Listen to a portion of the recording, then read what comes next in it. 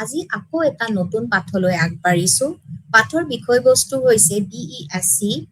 142 নং ধাৰাৰ আমাৰ ইউনিট 6 এটা বিভাগ আছে। সেই বিভাগটোৰ নাম হৈছে বিশ্ববিদ্যালয় বিভাগ আৰু আজীৱন শিক্ষণ। ইতিমধ্যে মই জীৱনজুৰি শিক্ষণ প্ৰক্ৰিয়াৰ বা আজীৱন শিক্ষণ ব্যৱস্থাৰ বিভিন্ন প্ৰক্ৰিয়া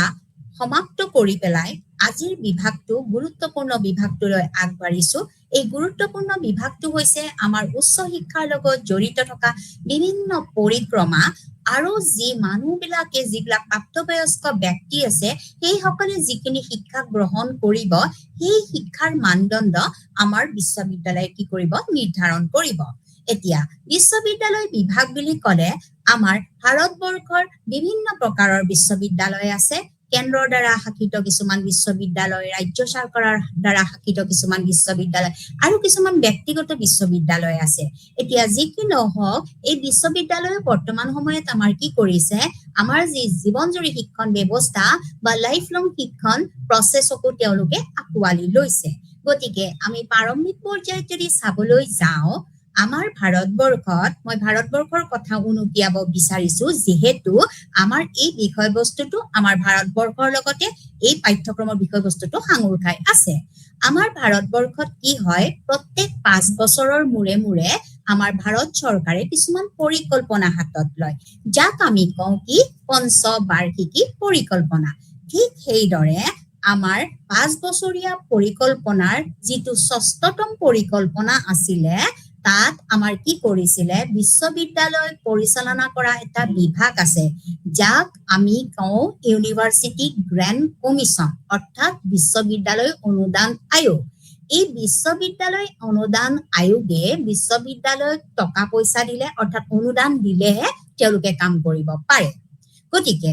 এই UGCয়ে কি কৰিলে, প্ৰাপ্তবয়স্কসকলৰ নামত কিছুমান বিভাগ খুলিবলৈ অনুমতি দিলে। ইতিমধ্যে মই এইখিনিতে ক'বলৈ বিচাৰিছো, আমাৰ ভাৰতবৰ্ষত বিশ্ববিদ্যালয়সমূহ UGCৰ নিৰ্দেশমৰ্মতেহে চলিব পাৰে। যদি UGCয়ে নিৰ্দেশ দিয়ে যে আপোনালোকে এই বিভাগটো খোলক আৰু সেই মৰ্মে যদি তেওঁলোকক টকা পইচা দিয়ে, তেতিয়াহে তেওঁলোকে কি কৰিব পাৰে, সেই বিভাগটো খুলিব পাৰে। অৰ্থাৎ যেতিয়া UGCয়ে আমাৰ প্ৰাপ্তবয়স্কসকলৰ শিক্ষাৰ বাবে তেওঁলোকক টকা পইচা দিলে আৰু অনুদান আগবঢ়ালে, তেতিয়া তেওঁলোকে এই আজীৱন শিক্ষণ ব্যৱস্থাৰ বিষয়ে আগবাঢ়িবলৈ বা চিন্তা চৰ্চা কৰিবলৈ তেওঁলোকে মনোমতি দিলে আৰু তেওঁলোকে মনোগ্ৰাহী হ'ল আৰু সেইমতে শিক্ষা আৰু সম্প্ৰসাৰণ শিক্ষা, যাক আমি এক্সটেনশ্যন এডুকেশ্যন বুলি কওঁ, এই বিভাগটো তেওঁলোকে আগবাঢ়ি গ'ল। তাৰ পিছলৈ কি হ'ল, এই বিভাগটোৰ যিখিনি প্ৰাৰম্ভিক কাম আছিলে, অৰ্থাৎ প্ৰথম পৰ্যায়ৰ আমাৰ যিকোনো এটা কাম কৰিব লাগিলে আমি প্ৰাৰম্ভিক পৰ্যায়ৰ ইন্ট্ৰডাকশ্যন বিষয়টো বা প্ৰাৰম্ভিক পৰ্যায়টো বা পাতনি আমাৰ লাগিব। ঠিক সেইদৰে যিহেতু আমাৰ আজীৱন শিক্ষণ ব্যৱস্থাটো বহুত পিছলৈ আহিলে বা বিশ্ববিদ্যালয় পিছলৈহে অনুমতি তেওঁলোকে গ্ৰহণ কৰিলে বিশ্ববিদ্যালয় অনুদান আয়োগৰ মৰ্মে, সেইবাবে কি কৰা হ'ল, এই বিভাগটোৰ প্ৰাৰম্ভিক যিটো কাম আছিল, এই কামটো আছিল তেওঁলোকে অভিযান আৰম্ভ কৰিলে, যে তেওঁলোকে ঠায়ে ঠায়ে গ'ল, ব্যক্তিসকল গ'ল আৰু ব্যক্তিসকলে গৈ পেলাই তেওঁলোকে অভিযান চলালে যে গ্ৰাম্য অঞ্চলত হওক বা চহৰ অঞ্চলত কিমান মানুহ এতিয়াও শিক্ষাৰ পৰা বঞ্চিত হৈ আছে। ইতিমধ্যে মই বহুকেইটা ক্লাছত আপোনালোকক কৈছো, আমাৰ ভাৰতবৰ্ষখন আমাৰ ব্ৰিটিছৰ অধীনতে 100 বছৰ আছিলে। যদি ব্ৰিটিছাৰসকলে আমাৰ ভাৰতবৰ্ষ যেতিয়া পৰিচালনা কৰিছিলে, গোটেই সমগ্ৰ ভাৰতবৰ্ষৰ কোনো ৰাজ্যৰ মানুহে শিক্ষা দীক্ষা ল'ব পৰা নাছিলে, কাৰণ তেওঁলোকৰ উদ্দেশ্যটো সেইটো নাছিল। তেওঁলোকৰ উদ্দেশ্যটো আছিল যে ভাৰতবাসীৰ পৰা যিখিনি তেওঁলোকৰ ইকনমিকেলি বা অৰ্থনৈতিকভাৱে নিজৰ দেশখন চহকী কৰা। গতিকে আমাৰ ভাৰতবৰ্ষখন পিছ পৰি থাকিলে। গতিকে কিমান মানুহ শিক্ষিত হ'ব নোৱাৰিলে। এই যে শিক্ষিত হ'ব নোৱাৰিলে, তাৰপিছত আমাৰ ভাৰতবৰ্ষই কি হ'ল, গণতান্ত্ৰিকতা লাভ কৰিলে, তেওঁলোকে ডেমক্ৰেচি পালে। কিন্তু ডেমক্ৰেচিত কি হয়, আমাৰ ডেমক্ৰেচিত এখন চৰকাৰ থাকে, এই চৰকাৰখন নিৰ্বাচন কোনে কৰে, আমি জনসাধাৰণে কৰিব লাগিব। গতিকে জনসাধাৰণ যদি শিক্ষিত নহয়, আমি এই নিৰ্বাচিত প্ৰতিনিধিসকলক কিদৰে নিৰ্বাচন কৰিম, সেইটো হৈছে আমাৰ গুৰুত্বপূৰ্ণ বিষয়বস্তু। তাৰ বাবে আমাক কি লাগিব, সাক্ষৰতা লাগিব, অৰ্থাৎ লিখা পঢ়া আৰু গণনা কৰা জ্ঞানটো থাকিব লাগিব। এটলিষ্ট তেওঁ চিগনেচাৰ মাৰিব পাৰিব লাগিব, এটলিষ্ট তেওঁ সংখ্যাৰ বিষয়ে জ্ঞান থাকিব লাগিব। তাৰ বাবে কিমান সংখ্যক মানুহে যে পঢ়া নাই, এই পঢ়া শুনা নকৰিলে, পঢ়াৰ পৰা বঞ্চিত হৈ থাকিলে, তেওঁলোকক এই কাম কাজৰ বাবে কি হ'ল এটা অভিযান আৰম্ভ কৰিলে। আৰু এই অভিযান মৰ্মে তেওঁলোকৰ কি হ'ল সাক্ষৰতাৰ পিছত তেওঁলোকৰ পাৰস্পৰিক ব্যৱহাৰ প্ৰস্তুত কৰা হ'ল যে ইমানখিনি মানুহে সাক্ষৰতা লাভ কৰিব পৰা নাই, যে 50% বা 60% বা 70%, 80% বা 100% যদি আমাৰ সাক্ষৰতা নাই কিছুমান অঞ্চলত, সেইবিলাকৰ বাবে অভিযান চলাই পেলাই তাৰ পিছতহে এই কাম কাজখিনি আৰম্ভ কৰা হ'ল। তাৰ পিছত কি আহিল 90 শতিকাত, আমাৰ 90 দশকত 1990। গতিকে এই 90 দশকত কি কৰা হ'ল সম্পূৰ্ণভাৱে আমাৰ কিছুমান বিশ্ববিদ্যালয়ে কি কৰিলে ফুল ফ্লেজেড ভাৱে সম্পূৰ্ণৰূপে এই কাম কাজ আৰম্ভ কৰাৰ বাবে তেওঁলোকে প্ৰস্তুতি গ্ৰহণ কৰিলে। আৰু শেহতীয়াভাৱে আমাৰ যিটো ডেকি, যিটো আমাৰ শিক্ষা বিভাগৰ এটা নাম, ডেকি সমূহৰ নাম সলনি কৰি পেলাই তেওঁলোকে কি কৰিলে জীৱনজোৰা শিক্ষণ ব্যৱস্থা বা সম্প্ৰসাৰণ শিক্ষা বিভাগ হিচাপে তেওঁলোকে সলনি কৰাৰ বাবে এটা মনস্থ কৰিলে। গতিকে আমাৰ বিশ্ববিদ্যালয়ৰ বিভাগসমূহৰ উদ্দেশ্য হৈছে যে ভাৰতীয় নাগৰিকক উচ্চ শিক্ষা প্ৰদান কৰা। ভাৰতীয় নাগৰিকসকলক উচ্চ শিক্ষা প্ৰদান কৰিবলৈ যাওঁতে আমাৰ ভাৰতবৰ্ষ যিহেতু 1947 চনত স্বাধীনতা লাভ কৰিলে, 1950 চনত সংবিধান গঠন কৰা হ'ল, তাৰ পিছত আগত আমাৰ শিক্ষা ব্যৱস্থা নাছিল, তাৰ পিছতো শিক্ষা ব্যৱস্থাৰ বাবে বহুতো আইন প্ৰস্তুত কৰা হৈছিল, বহুতো কমিশ্যন প্ৰস্তুত কৰা হৈছিল যে ভাৰতীয় জনসাধাৰণ শিক্ষিত হ'ব লাগে। শিক্ষাৰ অৰ্থ এইটোৱে নহয় যে তেওঁ BA, MA, MSc, MCom হ'ব লাগে, এইটো নহয়। সাধাৰণভাৱে যিখিনি শিক্ষাৰ দৰকাৰ, যাক আমি সাক্ষৰতা বুলি কওঁ, তেতিয়াহে আমাৰ দেশখন কি হ'ব গণতান্ত্ৰিকভাৱে আমি কি হ'ব পাৰিম আগবাঢ়ি যাব পাৰিম। গণতন্ত্ৰত আমাৰ যিখন সংবিধান আছে এই সংবিধানতে সেইবাবে আমাৰ আৰ্টিকলসমূহত বা দফাসমূহত উল্লেখ কৰা আছে যে 6 পৰা 14 বছৰ বয়সলৈকে আমাৰ 45 নং অনুচ্ছেদত সেইবাবে লিখা হৈছিল সংবিধানৰ জাতি ধৰ্ম ভাষা নিৰ্বিশেষে কি কৰিব লাগিব সকলো ল'ৰা ছোৱালীয়ে 6 পৰা 14 লৈকে বিনামূলীয়া বাধ্যতামূলক আৰু সাৰ্বজনীন প্ৰাথমিক শিক্ষা গ্ৰহণ কৰিব লাগিব। গতিকে শিক্ষিত হ'ব লাগিলে প্ৰাথমিক জ্ঞানখিনিতো লাগিবই, যাক আমি কৈছো লিখা পঢ়া আৰু গণনা কৰা, reading writing and arithmetic. At least তেওঁ নিজৰ নামটো লিখিব পৰা হ'ব লাগিব, তেওঁ ভোটাধিকাৰ সাব্যস্ত কৰিব পাৰিব লাগিব, তেওঁ জনসাধাৰণক নিৰ্বাচন কৰিব পাৰিব লাগিব আৰু তেওঁ সাধাৰণভাৱে গণনা কৰিব পাৰিব লাগিব। গতিকে এইখিনি হৈছে তেওঁ নিত্য নৈমিত্তিক কাম কাজৰ বাবে কৰিব পৰা এটা বিশেষ তেওঁৰ শিক্ষাৰ অভিজ্ঞতা, যাক আমি সাক্ষৰ বুলি আমি ক'ব পাৰো। গতিকে এই পঞ্চবাৰ্ষিকী পৰিকল্পনাৰ জৰিয়তে আমাৰ ভাৰত চৰকাৰে কি কৰিলে এটা দায়িত্ব গ্ৰহণ কৰিলে, যিটো দায়িত্ব আমাৰ UGC বা বিশ্ববিদ্যালয় অনুদান আয়োগক দিয়া হৈছিলে। কাৰণ আমি জানো যে এখন বিশ্ববিদ্যালয় ভালকে পৰিচালনা হ'ব লাগিলে আমাক বিশ্ববিদ্যালয় অনুদান আয়োগে আমাক কি কৰিব লাগিব যথেষ্ট পৰিমাণে অনুদান দিব লাগিব। টকা পইচা তেওঁলোকে দিলেহে কি কৰিব পাৰে বিশ্ববিদ্যালয় বিভিন্ন বিষয় সম্প্ৰসাৰণ কৰিব পাৰে। আৰু বিশ্ববিদ্যালয়ৰ অধীনত আৰু বহুতো মহাবিদ্যালয় থাকে। প্ৰত্যেকখন আমাৰ ভাৰত চৰকাৰৰ অধীনত প্ৰত্যেকখন ৰাজ্যতে যিমানবিলাক বিশ্ববিদ্যালয় আছে তাৰ অধীনতে আমাৰ কলেজবিলাকে কি পায় এফিলিয়েশ্যন পায়, গতিকে স্বীকৃতি পায়। গতিকে এই বিশ্ববিদ্যালয়সমূহেও কলেজসমূহক কি কৰিব লাগে তদাৰক কৰিব লাগে, শিক্ষকক দৰমহা দিব লাগে, অন্যান্য বিভাগসমূহ খুলিব লাগে, তেওঁলোকৰ আন্তঃগাঁথনি লাগে, তাৰ বাবে কোনে টকা পইচা দিব। গতিকে টকা পইচা দিয়া ডিপাৰ্টমেণ্টটোৰ নাম হৈছে কি ইউনিভাৰ্চিটি গ্ৰেণ্ট কমিশ্যন, অৰ্থাৎ বিশ্ববিদ্যালয় অনুদান আয়োগ। যেতিয়া পঞ্চবাৰ্ষিকী যিটো আমাৰ পৰিকল্পনা হয়, যিটো আমাৰ 6ষ্ঠতম পৰিকল্পনা আছিলে, তেতিয়া চিন্তা কৰিলে যে এই যে মানুহখিনি আমাৰ ৰৈ গ'ল, যিখিনি বয়সীয়াল মানুহ ৰৈ গ'ল, তেওঁলোকক এতিয়া কোনে শিক্ষা দিব, কেনেকুৱা ধৰণৰ আমি শিক্ষা দিম। তেওঁলোকেতো এতিয়া ফৰ্মেল এডুকেশ্যন লাভ কৰিব নোৱাৰে, আনুষ্ঠানিক শিক্ষা লাভ কৰিব নোৱাৰে, কিয়নো তেওঁলোকৰ বয়স হৈ গ'ল। কাৰণ আনুষ্ঠানিক শিক্ষাত নিৰ্দিষ্ট আমাৰ বয়স আছে, নিৰ্দিষ্ট আমাৰ পাঠ্যক্ৰম আছে, নিৰ্দিষ্ট সময়সীমা আছে, এই সময়সীমাৰ ভিতৰত থাকিহে আমি শিক্ষা ল'ব পাৰিম। গতিকে এইখিনি মানুহৰ কাৰণে এটা বিভাগ খোলাৰ বাবে তেওঁলোকে চিন্তা চৰ্চা কৰিলে যে এই বিভাগটো আমি খুলিব লাগিব, যে লাইফ লং লাৰ্ণিং বা কণ্টিনিউং এডুকেশ্যন হওক বা এক্সটেনশ্যন এডুকেশ্যন হওক, যি নামেৰে নামাকৰণ নকৰক কিয় এটা বিভাগ খুলিব লাগিব। গতিকে এই বিভাগটো খোলাৰ আগত এটা অভিযান কৰিব লাগিব নিশ্চয়, যে কিমান মানুহেনো পঢ়া শুনা কৰা নাই ভাৰতবৰ্ষত, কিমান মানুহে লিখা পঢ়া নাই। এই অভিযানখিনি কৰাৰ পিছতহে তেওঁলোকে এটা ৰেচিঅ' বা শতাংশ ওলাই ল'ব আৰু তাৰ বাবে তেওঁলোকে কাম কৰিবলৈ প্ৰস্তুত কৰিব।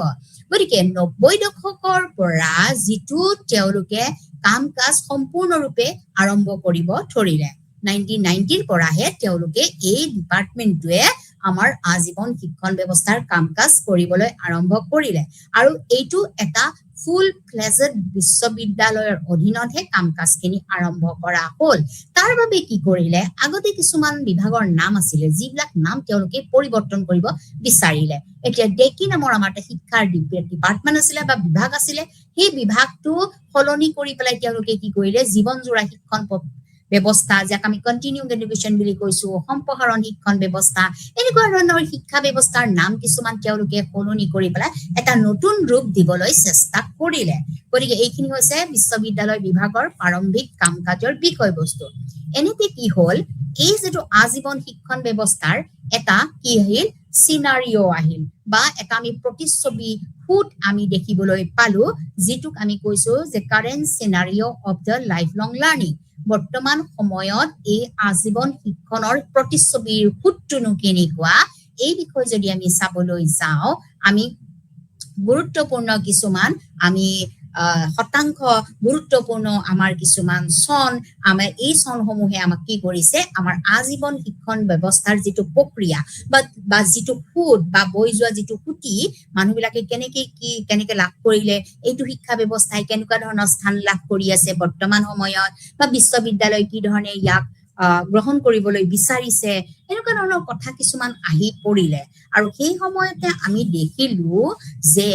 1986 চনত কি হৈছিলে আমাৰ ভাৰত চৰকাৰে কি কৰিছিলে পৰ্যবেক্ষণ কৰি পেলাই তাৰ উন্নয়নৰ জটিল বিষয়টো তেওঁলোকে বিচাৰি উলাইছিলে গতিকে আমি জানো যে 1986ত আমাৰ এখন শিক্ষাৰ অধিকাৰ আইনো এখন প্ৰস্তুত কৰা হৈছিলে যিখন আইনক আমি কি কৈছিলো যে আমাৰ এখন জাতীয় আইন হিচাপে আমি গ্ৰহণ কৰিছিলো গতিকে এই যিখন ৰাষ্ট্ৰীয় শিক্ষা আইন 1986 চনত গঠন কৰা হৈছিলে ভাৰত চৰকাৰৰ দ্বাৰা আৰু তেতিয়াই কি কৰা হৈছিলে কিছুমান বিষয় পৰ্যবেক্ষণ কৰা হৈছিলে গতিকে এটা ইনভেষ্টিগেশ্যন কৰা হৈছিলে তাৰ ফলস্বৰূপে যি ই উন্নয়নৰ যিটো জটিল বিষয় উন্নয়নটো এটা বহুত জটিল বিষয় পতকে মানুহ যিকোনো বিষয় ব্যৱস্থা এটাত আমাৰ ভাৰতবৰ্ষ যিখন অৰ্থনৈতিকভাৱে পিছপৰা দেশ আৰু তাতে আমাৰ কৃষি প্ৰধান দেশ ভাৰতবৰ্ষৰ বহুত অঞ্চল আমাৰ এতিয়াও কৃষিৰ লগত জড়িত গতিকে আমি উন্নত দেশ নহয় উন্নয়নৰ ক্ষেত্ৰত আমাৰ এটা জটিল বিষয় হিচাপে পৰিগণিত হৈছে গতিকে পৰিগণিত হোৱা এই যিটো জটিল বিষয় তাক কি কৰিলে তেওঁলোকে পৰ্যবেক্ষণ কৰিলে আৰু পৰ্যবেক্ষণ কৰি পেলাই যিটো দক্ষতাৰ যিটো নিৰন্তৰ উন্নীতকৰণৰ বাবে সমাজৰ প্ৰয়োজনীয় ধৰণৰ আৰু সংখ্যাৰ যিটো জনশক্তিৰ সম্পদ তাক পুনৰ উৎপাদন কৰিব পৰাৰ এটা ব্যৱস্থা কৰিলে এতিয়া আমি দেখিলোৱে যে ভাৰতবৰ্ষ হৈছে অৰ্থনৈতিকভাৱে বা সামাজিকভাৱে বা ৰাজনৈতিকভাৱে সকলো দিশতে আমি এখন পিছপৰা দেশ আমি অন্যান্য যি পৃথিৱীৰ অন্যান্য যিবিলাক আমাৰ ৰাষ্ট্ৰ আছে এই ৰাষ্ট্ৰসমূহৰ লগত ফেৰ মাৰিব পৰাকৈ এতিয়াও আমি প্ৰস্তুত হোৱা নাই গতিকে সেই সময়ত যিখন আমাৰ ৰাষ্ট্ৰীয় শিক্ষা আয়োগ আমাৰ ৰাজীৱ গান্ধীৰ সেই সময়ৰ প্ৰয়াত প্ৰধানমন্ত্ৰী ৰাজীৱ গান্ধীৰ অধীনত আমাৰ কি কৰা হৈছিলে আমাৰ নতুন শিক্ষানীতি এখন গঠন কৰা হৈছিলে এই শিক্ষানীতিখন 1986 চনতে গঠন কৰা হৈছিলে আৰু সেই সময়তে তেওঁলোকে এটা কি কৰিছিলে দাবী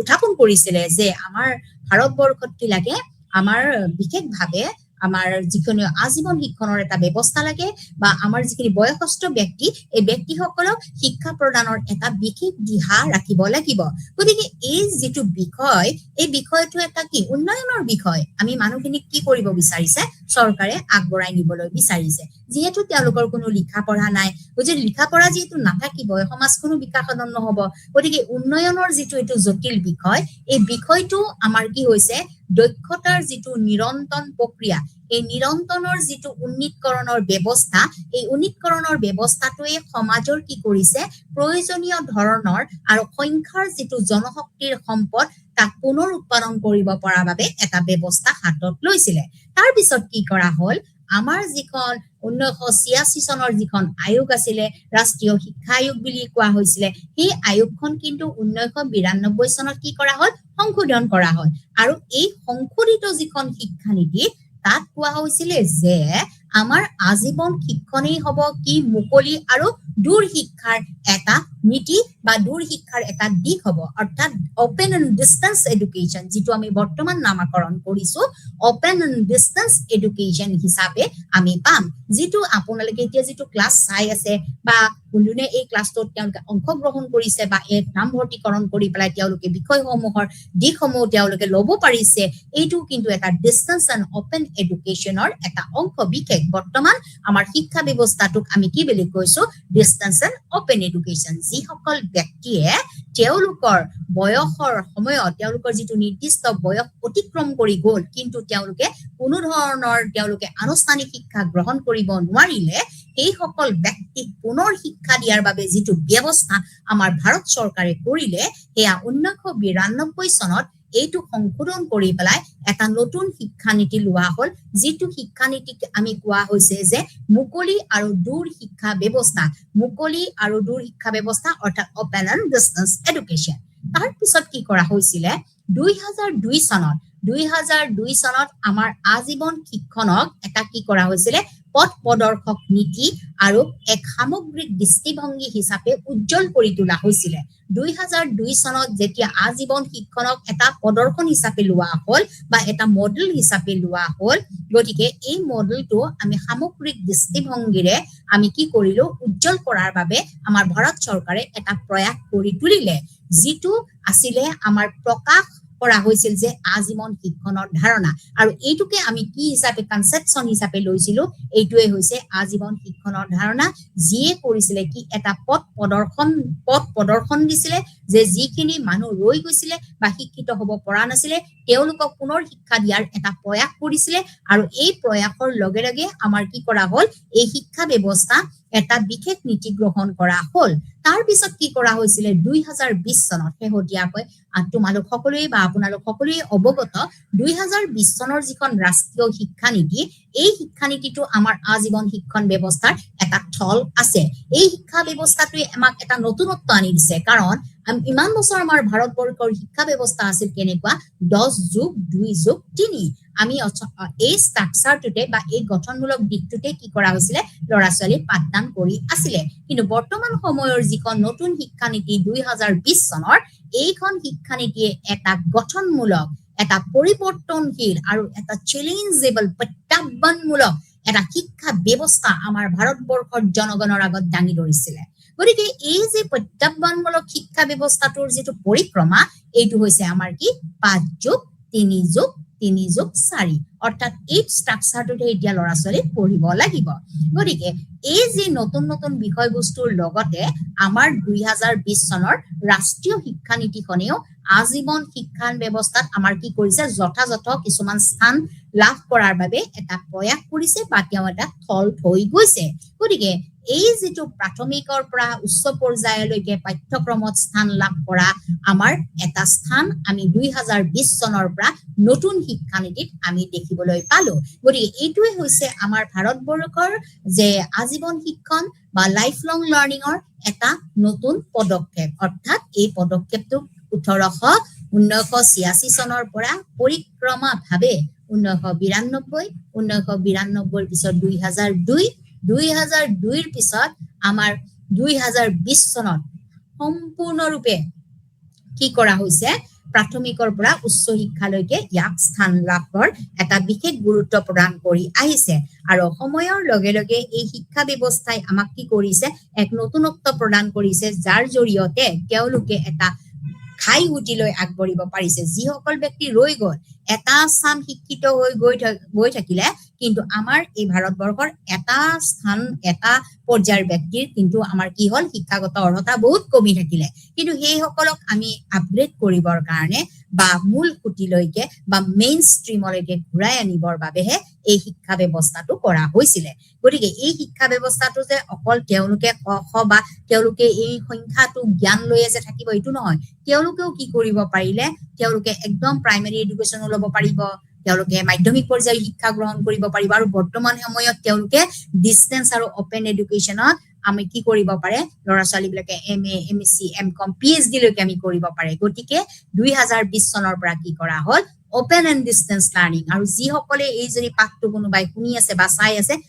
এইটো ব্যৱস্থা আমি ডিষ্টেন্স এণ্ড অপেনত আমি আপোনালোকক দি আছো গতিকে এই প্ৰাথমিকৰ পৰা উচ্চ শিক্ষালৈকে কি হৈছে ইয়াৰ স্থান লাভ কৰিবলৈ তেওঁলোকে সক্ষম হৈছে তাৰ পিছত যদি আমি চাবলৈ যাওঁ এই যেটো শিক্ষা ব্যৱস্থা আছিলে যে জীৱনজুৰি পৰিক্ৰমা এই জীৱনজুৰি পৰিক্ৰমাৰ শিক্ষা ব্যৱস্থাটো আৰু এটা বস্তু দিয়া হৈছিলে যে বৃত্তিমূলক শিক্ষা ব্যৱস্থা এটা কৰা হৈছিলে অৰ্থাৎ ভকেশনাল এডুকেশনৰ ওপৰত গুৰুত্ব দিয়া হৈছিলে কিছুমান ব্যক্তি এনেকুৱাও আছে তেওঁলোকে লিখা পঢ়াৰ যেটো সামগ্ৰিক জ্ঞান বা সম্যক জ্ঞানখিনি তেওঁলোকে সম্পূৰ্ণৰূপে ল'ব নোৱাৰাৰ বাবে বা তেওঁলোকৰ কিবা ধৰণৰ শাৰীৰিক বা মানসিক বিকলাংগৰ বাবেও কেতিয়াবা কি কৰা হয় তেওঁলোকে সেইখিনি ভাল শিক্ষা ব্যৱস্থা ল'ব নোৱাৰিলে সাধাৰণ শিক্ষাটো ল'ব নোৱাৰিলে কিন্তু সেই সকলোটো ব্যক্তি ৰৈ যাব গতিকে সেইখিনিৰ কাৰণেও আকৌ এটা ব্যৱস্থা ভাৰত চৰকাৰে গ্ৰহণ কৰিছে যাক আমি বৃত্তিমূলক শিক্ষা ব্যৱস্থা বুলি কওঁ অৰ্থাৎ ভকেশনাল এডুকেশন বুলি কওঁ এই বৃত্তিমূলক শিক্ষা ব্যৱস্থাটো আমাৰ শৈক্ষিক শিক্ষাৰ দৰে আমাৰ কি কৰা হৈছে আমাৰ এই দূৰ শিক্ষা ব্যৱস্থা বা মুকলি বা মুক্ত আৰু দূৰ শিক্ষা ব্যৱস্থাত একত্ৰিত কৰা হৈছে আৰু ই মূল কুটিৰ শিক্ষাৰ সৈতে একত্ৰিত কৰাৰ প্ৰয়োজনীয় অন্তৰ্দৃষ্টিমুখী অৰ্থাৎ তেওঁলোকৰ যিখিনি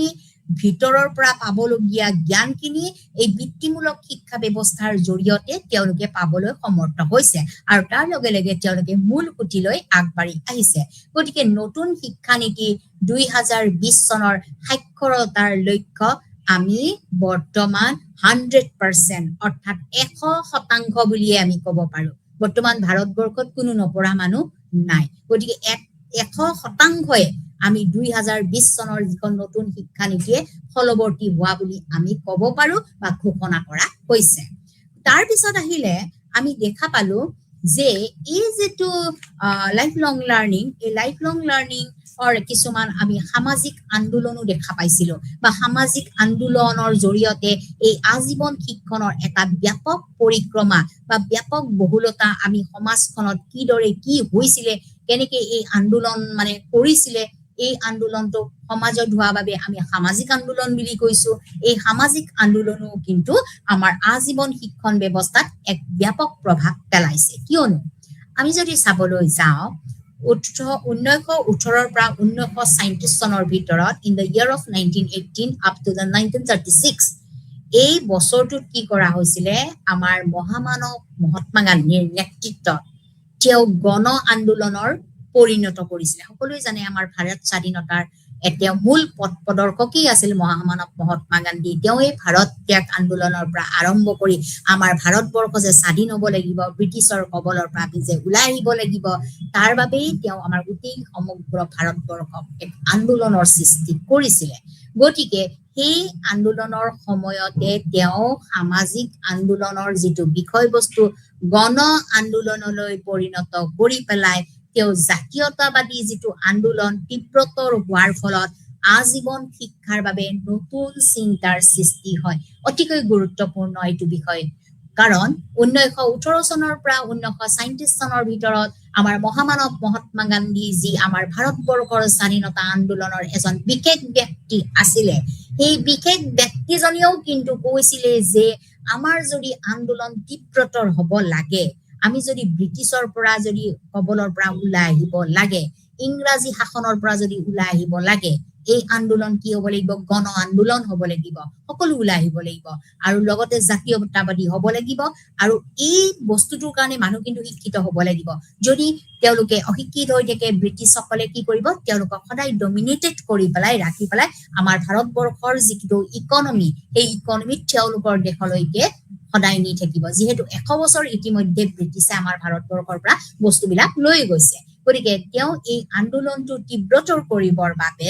আজীৱন শিক্ষণ ব্যৱস্থাৰ এটা নতুন চিন্তাৰ তেওঁলোকে সৃষ্টি কৰিলে তাৰ পিছত আহিল যে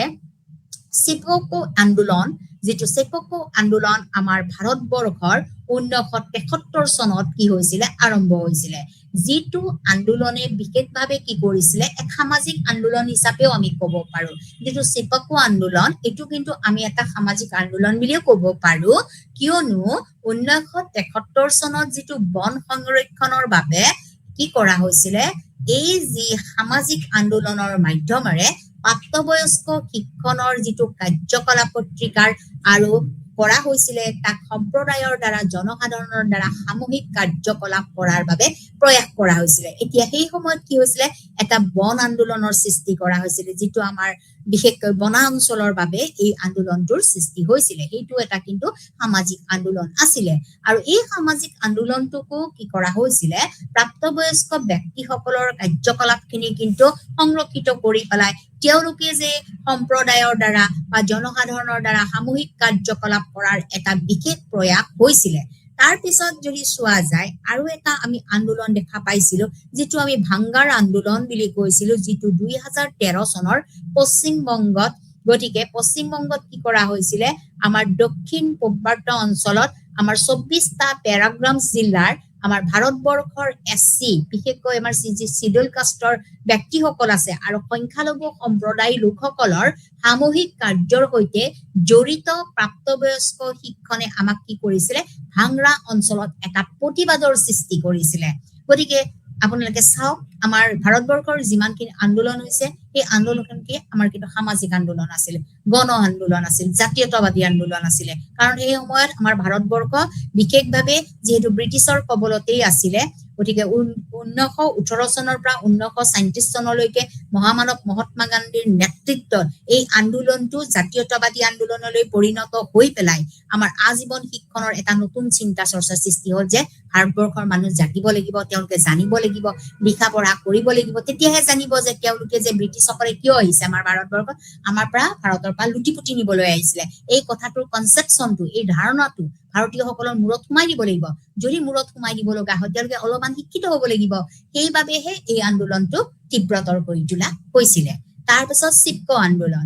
আন্দোলনো আমাৰ ভাৰতবৰ্ষৰ 1973 চনতে হৈছিলে 1973 চনত ইতিমধ্যে আমাৰ ভাৰত স্বাধীনতা বাৰু লাভ কৰিছে সেই সময়ত যেটো বন সংৰক্ষণৰ বাবে কি কৰা হৈছিল এই আন্দোলনটোৰ সৃষ্টি হৈছিল যেটো আন্দোলনক আমি সামাজিক আন্দোলন হিচাপে ক'ব পাৰো আৰু এই সামাজিক আন্দোলনটোৱে কি কৰিছিল প্ৰাপ্তবয়স্কসকলৰ যেটো কাৰ্যকলাপৰ ভিত্তিত আমাৰ সম্প্ৰদায়সকলৰ জনসাধাৰণৰ দ্বাৰা কৰা এটা সামূহিক কাৰ্য আছিল আৰু তাৰ পিছত ভাঙ্গাৰ আন্দোলন যেটো 2013 চনৰ আমাৰ পশ্চিমবংগত হৈছিল আৰু এই পশ্চিমবংগত যিখিনি আমাৰ আন্দোলন হৈছিল সেই সময়ৰ এই ওয়েস্ট বেংগলৰ সাউথত কি কৰা হৈছিল 24টা পেৰাগ্ৰাম যিখিনি জিলা আছিল এই জিলাখিনিত 24টা অঞ্চলৰ মানুহবিলাকে কি কৰিছিল তেওঁলোকৰ যেটো সংৰক্ষিত আমাৰ যেটো শিডিউল কাষ্ট বুলি কওঁ শিডিউল ট্ৰাইব বুলি কওঁ জনজাতিমূলক যিখিনি ব্যক্তি আছে গতিকে ওবিসি আদাৰ্স ব্যাকওয়াৰ্ড ক্লাস বুলি কওঁ যেটো সমাজৰ পিছপৰা জাতি জনজাতি বুলি কওঁ এই সকলে কি কৰিছিল লগ হৈ পেলাই তেওঁলোকে কি কৰিছিল এই ভাঙ্গাৰ আন্দোলনৰ প্ৰতিবাদ কৰিছিল য'ত প্ৰাপ্তবয়স্ক শিক্ষণেও এটা বিশেষ ধৰণৰ ভূমিকা পালন কৰি আহিছিল তাৰ পিছতে আমাৰ কি কৰা হ'ল আমাৰ যেনেকে প্ৰথমতে আমি যেনেকে পালো ষষ্ঠ পৰিকল্পনা আমাৰ ভাৰতবৰ্ষত আৰু সপ্তমতৰ পঞ্চবাৰ্ষিকী পৰিকল্পনাৰ সৃষ্টি কৰা হয় অৰ্থাৎ 5 বছৰৰ মূৰে মূৰে আমাৰ ভাৰত চৰকাৰে কিছুমান পৰিকল্পনা লয় গতিকে যেটো 7 নম্বৰ পৰিকল্পনা আছিল এই পৰিকল্পনাত আমাৰ কি কৰিলে ভাৰত চৰকাৰে অৰ্থাৎ সেন্ট্ৰেল গভৰ্নমেন্টে কেন্দ্ৰীয় চৰকাৰে কি কৰিলে কিছুমান মিছন তৈয়াৰ কৰিলে যেনেকে আমাৰ ভাৰতবৰ্ষৰ এটা গুৰুত্বপূৰ্ণ মিছন চলি আছে যেটো আমি কওঁ কি SSA সৰ্ব শিক্ষা অভিযান এখন মিছন গতিকে এই মিছন বিলাক তেওঁলোকে সৃষ্টি কৰি পেলাই কি কৰিলে ঠায়ে এৰিয়াই বা ঠায়ে তেওঁলোকে কিছুমান আঁচনি হাতত ললে বা প্ৰগ্ৰাম কিছুমান হাতত ললে যাৰ লক্ষ্যটো আছিল কেনেকুৱা ধৰণৰ লক্ষ্য যে এই লক্ষ্যটোৱে আমাক কি কৰিব প্ৰাপ্তবয়স্ক শিক্ষাৰ বিভিন্ন দিশসমূহ সামৰি ল'ব আমি যে বিশুদ্ধ পানী খাব লাগে আমাৰ যে লিখা পঢ়া লাগে তাৰ উপৰিও আমাৰ যিখিনি আমাৰ কমিউনিকেশন আমাৰ যিখিনি যোগাযোগ সাব্যস্ত কৰা আমাৰ জ্ঞান কিছুমান লাগে এনেকুৱা ধৰণৰ বিষয়বস্তু বিলাকৰ ওপৰত আমাৰ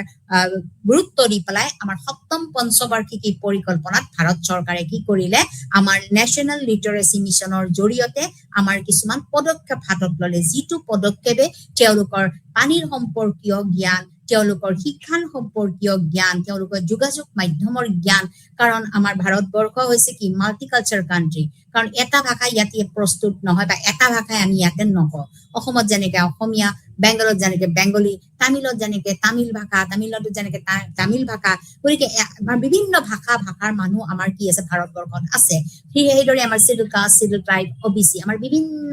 জনজাতীয় কাৰণৰ আমাৰ কি আছে সুবিধা আছে আৰু সেই মৰ্মে কিন্তু আমাৰ ভাৰতৰ সংবিধানখনতো তেওঁলোকক সুবিধা দিয়া হৈছে গতিকে যিহেতু বিভিন্ন ভাষা ভাষীৰ মানুহখিনি আছে তেওঁলোকৰ মাজত এটা কি কৰিব লাগিব গণ আন্দোলন সৃষ্টি কৰিব লাগিব যিটো সামাজিক আন্দোলন বুলি কওঁ তেওঁলোকে যদি নাজানে যে বিশুদ্ধ পানী খাব লাগে লিখা পঢ়া কৰিব লাগে যোগাযোগ কৰিব লাগে এতিয়া তেওঁলোকে সাপোজ মই এটা উদাহৰণ দিছো অসমত যে আমি অসমীয়া ভাষা কৈছো তেওঁলোকে আহি পেলাই আমাৰ লগত কেনেকৈ কমিউনিকেশ্যন কৰিব এইখিনিৰ কাৰণে তেওঁলোকৰ অলপ জ্ঞান লাগিব নে নালাগে গতিকে এইখিনিৰ ওপৰত আমাৰ চৰকাৰে কি কৰিলে পদক্ষেপ ল'লে কেতিয়া ল'লে সপ্তম পঞ্চবাৰ্ষিকী পৰিকল্পনা অৰ্থাৎ আমাৰ ভাৰতবৰ্ষ এখন গণতান্ত্ৰিক দেশ গণতান্ত্ৰিক দেশৰ সমস্যাসমূহ গণতান্ত্ৰিকভাৱে সমাধান হ'ব কাৰণ আমি এখন চৰকাৰ গঠন কৰি দিওঁ আমি দেশৰ প্ৰতিনিধিক নিৰ্বাচন কৰো তাৰ বাবে আমাৰ লিখা পঢ়া লাগিব কোনজন প্ৰতিনিধি ভাল বেয়া বিভিন্ন কথা আমাৰ শিক্ষামূলক কথা আমাৰ ৰাজনীতিমূলক কথা সামাজিকমূলক কথা আমাৰ পৰিকল্পনামূলক কথা আমি এইবিলাক জানিবৰ কাৰণে কিন্তু মানুহবিলাক শিক্ষিত হ'ব লাগিব গতিকে এইখিনিৰ কাৰণে কি কৰা হ'ল ভাৰত চৰকাৰে মিছন গঠন কৰি দিলে আৰু এই মিছনখনে সময়ে সময়ে ঠাই বিশেষে তেওঁলোকে কি কৰিলে এনেকুৱা মানুহবিলাকক চালে যে কোনখিনি মানুহ আমি ল'ব পাৰিম আৰু সেই মৰ্মে আমাৰ দেশখন আগবঢ়াই লৈ যাব পাৰিম এই নেশ্যনেল লিটাৰেচি মিছনৰ মূল উদ্দেশ্যটোৱে আছিলে যে সামাজিক আন্দোলনৰ মাধ্যমেৰে আমি কি কৰিব লাগিব সমাজৰ মানুহখিনিক শিক্ষিত কৰাৰ বাবে প্ৰয়াস কৰিব লাগিব কাৰণ মানুহে হৈছে সামাজিক প্ৰাণী আমি ক'ত বাস কৰো সমাজ পাতি বাস কৰো হয় নে নহয় গতিকে সমাজ পাতি যেহেতু বাস কৰো সমাজৰ যিকোনো সমস্যা সমাধান কৰিবলৈ যাওঁতে একোটা আন্দোলনৰ সৃষ্টি হয় যিটো আন্দোলনৰ পৰা অসামাজিক বা আজীৱন শিক্ষণ ব্যৱস্থাটো আমাৰ সামৰি লোৱা হৈছে গতিকে এইটো এটা আন্দোলনৰ মাধ্যমেৰে আমি বৰ্তমান সময়ত আমাৰ ভাৰতবৰ্ষৰ মানুহক 100% শিক্ষিত বুলি আমি ক'ব পাৰো তাৰ বাবে ঠায়ে ঠায়ে এনেকুৱা ধৰণৰ ব্যৱস্থা হাতত ৰখা হৈছিলে 1918 পৰা 1937 চনত তেওঁ কৰিছিলে মহাত্মা গান্ধীৰ নেতৃত্বত আৰু মহাত্মা গান্ধীৰ নেতৃত্বত প্ৰত্যেকটো আন্দোলনে সামাজিক আন্দোলন আছিলে গতিকে প্ৰত্যেকটো আন্দোলনে গণ আন্দোলনলৈ পৰিণত হৈছিলে যদি গণ আন্দোলনে নহ'লেহেঁতেন আমি কিন্তু ভাৰতবৰ্ষ স্বাধীনতাও লাভ কৰিব নোৱাৰিলোহেঁতেন গতিকে এই আন্দোলনটো বহুত তীব্ৰতৰ কৰি তুলিব লাগিলে আমি কিন্তু সকলো মানুহখিনিয়ে কিন্তু কি হ'ব লাগিব আগবাঢ়ি আহিব লগা হৈছিল যাৰ বাবে আমাৰ মহামানৱ মহাত্মা গান্ধীও কৈছিল যে মানুহ শিক্ষিত হ'ব লাগিব তাৰ পিছত চিপকো আন্দোলনেও ক'লে চিপকো আন্দোলনটো বিশেষভাৱে আমাৰ বন আন্দোলন আছিলে আমাৰ যিখিনি মানে প্ৰাকৃতিক সংৰক্ষণৰ বাবে আমাৰ এটা আন্দোলন হৈছিলে গছ গছনি যদি আমাৰ ধ্বংস কৰি দিয়া হয় তেতিয়াহ'লে মানুহবিলাকে কি হ'ব আমি পলিউটেড আমি এনেকুৱা তাৰমানে প্ৰদূষিত মানে পৰিৱেশত থাকিম যাৰ জৰিয়তে মানুহৰ বেমাৰ আজাৰ বিভিন্ন আমাৰ যদি গছ গছনি নাথাকে মানুহ আমি জীয়াই থাকিব নোৱাৰিম গতিকে এই যিটো বন আন্দোলন বন সংৰক্ষণৰ বাবে কৰা হৈছিল এইটো এটা সামাজিক আন্দোলন গতিকে ইয়াত যদি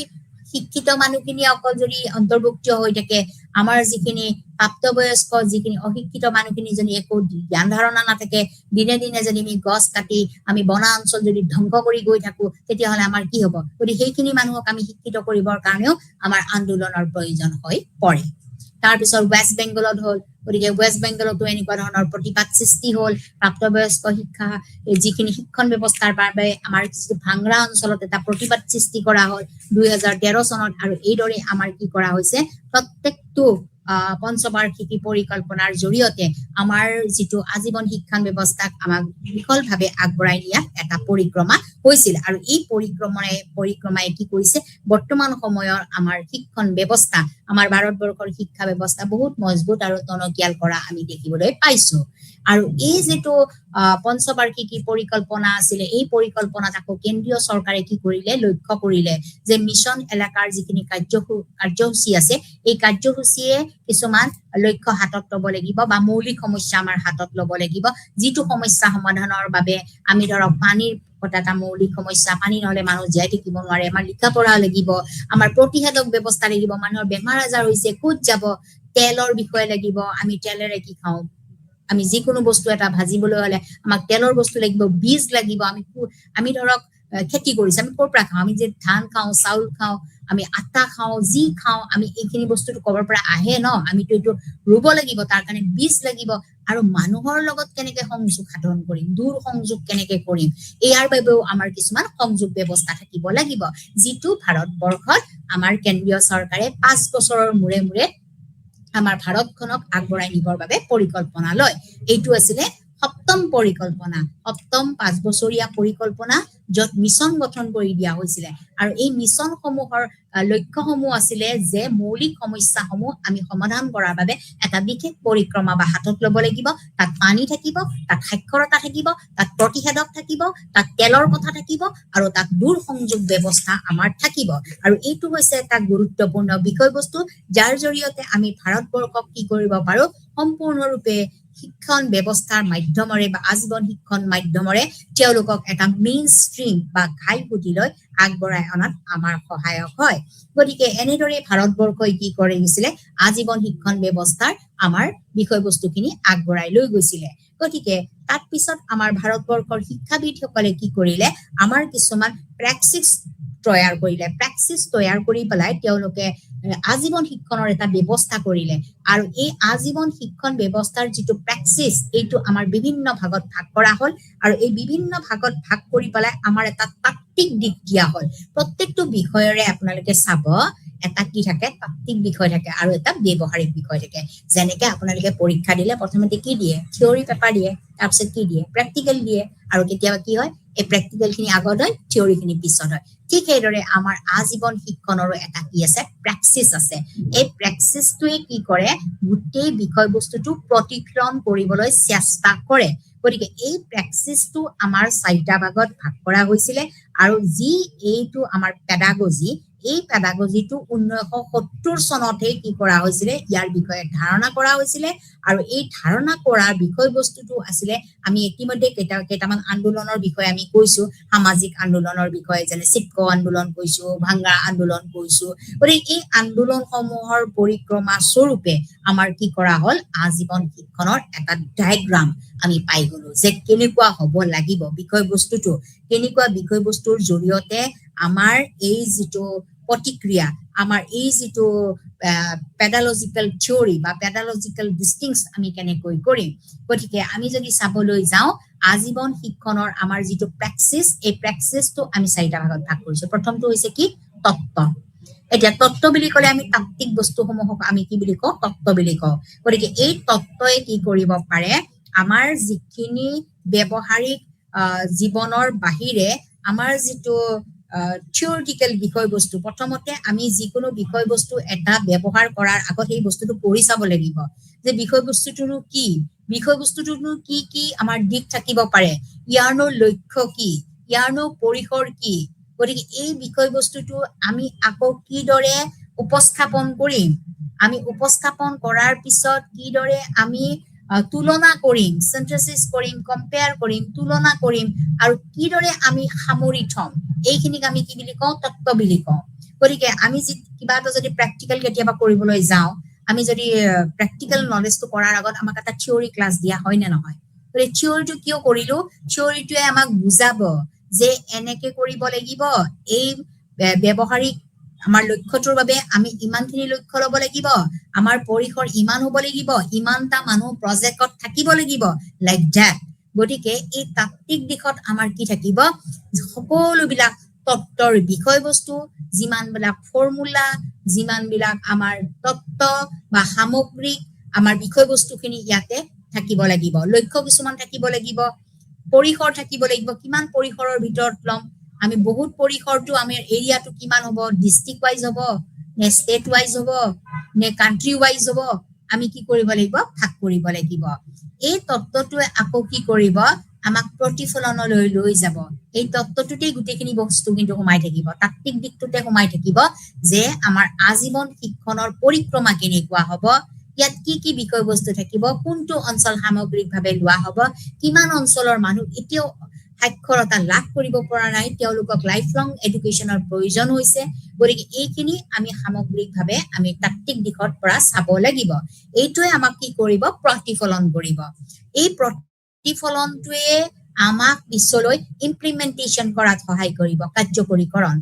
প্ৰত্যেকটি দিশৰে আমাৰ এটা তাত্ত্বিক দিশ থাকে, আমাৰ ঘৰুৱা কাম কাজতো থাকিব, আমি যিসকল স্কুল কলেজত পঢ়ি আছে তেওঁলোকৰ ক্ষেত্ৰত এটা লক্ষ্য থাকিব যে তেওঁলোকে যে পঢ়াৰ পিছত তেওঁলোকে মেট্ৰিক পৰীক্ষা দিয়ে, মেট্ৰিক পৰীক্ষাৰ পিছত হাই ছেকেণ্ডেৰী দিয়ে। It is a like of one of the pedagogical step গতিকে এই তাত্ত্বিক দিশৰ বস্তুটো আমাৰ কি হয় ইনফ্লুৱেঞ্চ হয় ইনফ্লুৱেঞ্চ হোৱাৰ পিছতে আমি ইয়াক কি কৰোঁ কাৰ্যকৰীকৰণ কৰোঁ গতিকে আজীৱন শিক্ষণৰ যিটো প্ৰেক্টিচ এই প্ৰেক্টিচটোৱে আমাক সদায় তাত্ত্বিক দিশ এটাৰ আভাস দিছে আৰু এই তাত্ত্বিক দিশটোৱে আমাক কি কৰিছে বিভিন্ন বিষয় আমাক বুজাত সহায় কৰিছে আৰু কাৰ লগত কিদৰে আমাৰ ভাৱনা বা চিন্তা বা প্ৰতিক্ৰিয়াসমূহৰ লগত কিদৰে আমি যোগাযোগ কৰিম আৰু যোগাযোগ কৰি পেলাই আমি কিদৰে কাম কাজখিনি আগবঢ়াই নিম এইটো এটা গুৰুত্বপূৰ্ণ বিষয়বস্তু আৰু এই কাম কাজখিনি আগবঢ়াই নিয়াৰ ফলস্বৰূপে আমাৰ প্ৰতিক্ৰিয়া প্ৰত্যেকটো ক্ৰিয়াৰে প্ৰতিক্ৰিয়া হয় every action have a reaction এইটো আপোনালোকে সকলোৱে জানে আমি প্ৰত্যেকটো যি কাম কৰোঁ তাৰ কিন্তু প্ৰতিক্ৰিয়া প্ৰকাশ হ'বই এদিন নহয় এদিন প্ৰতিক্ৰিয়া প্ৰকাশ হ'ব গতিকে এই তাত্ত্বিক বস্তুটো ওলোৱাৰ লগে লগে আমাৰ কি হ'ব প্ৰতিফলন হ'ব প্ৰতিফলনটোহে আমাক কাৰ্যকৰীকৰণ কৰাত সহায় কৰিব তাৰমানে এইটোহে বস্তু তাৰপিছতে আমি কি কৰিব পাৰিম ইমপ্লিমেণ্টেশ্যন কৰিব পাৰিম গতিকে ৰিফ্লেকশ্যনৰ পিছত আমাৰ কি হ'ব আমি কাৰ্যকৰীকৰণ কৰাত সহায়ক হয় গতিকে আমাৰ যিবিলাক গ্ৰীক ফিলচফাৰ আছিলে গ্ৰীক যিবিলাক দাৰ্শনিক আছিলে প্লেটো বা এৰিষ্টটল এই এৰিষ্টটল বা প্লেটোৱে কি কৰিছিলে আমাৰ যিকোনো শিক্ষণ ব্যৱস্থাৰে আমাৰ কি কৰিছিলে আমাৰ কিছুমান ডিভিজন বা অনুশাসনমূলক কিছুমান দিশ উলিয়াই লৈছিলে গতিকে কেটেগৰাইজ ভেৰিয়াছ ডিচিপ্লিন গতিকে এই অনুশাসনমূলক দিশবিলাকত তেওঁলোকে সদায় কি কৰিছিলে প্ৰথমটো দিশত তেওঁলোকে জ্ঞানৰ কথা কৈছিলে তাৰপিছত তেওঁলোকে তাত্ত্বিক কথা কৈছিলে তাৰপিছত তেওঁলোকে ব্যৱহাৰিক গুণৰ কথা কৈছিলে কাৰণ কিয়